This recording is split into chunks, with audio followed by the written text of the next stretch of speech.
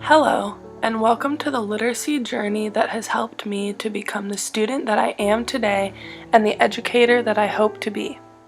My path and experiences have taken me on many adventures and shown me the good that can come from reading and writing. I grew up in Southern California with my younger brother and my parents. I believe that my literacy journey began before I was able to do any type of reading. From as early as I can remember, my family would gather in one of our rooms each night when it was bedtime.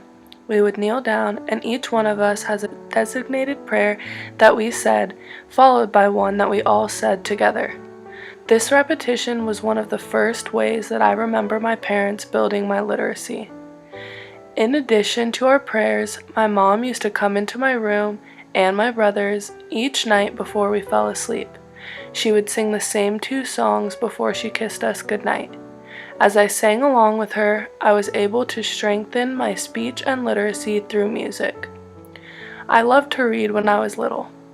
One of my first memories reading was during Christmas time when my dad would read stories to us from a big green book that was full of Christmas stories.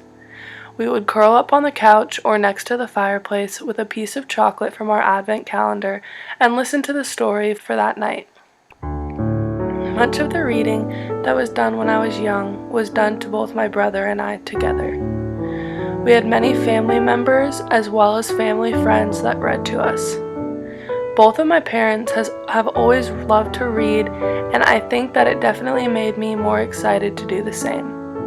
When I got into middle school, I liked to read the same type of books as my mom. She was reading a series of books that had an equivalent children's series, which was at a more appropriate level for me, so I read that. While my dad always liked to read historical books, which were not my favorite thing, he still encouraged me to read, even if it was not the same things that he enjoyed.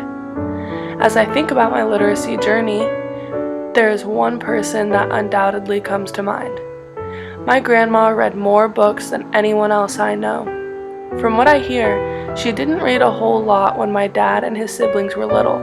This was probably because she was so busy raising her 5 children. However, through my entire childhood, the first thing that came to mind when I thought of my grandma was a stack of books. Whether she was visiting us in California or we were here in Pittsburgh to see her, we could always find her up later than anyone else in the house. She would be in bed with a bag of chocolate and a book in hand. I bet that she fell asleep reading more nights than not during the last 20 years of her life. This passion for reading has been the most powerful influence on me and my voyage from a young reader to an adult reader. Coming back to the idea of building literacy through routine and music, I did the same thing with my grandma.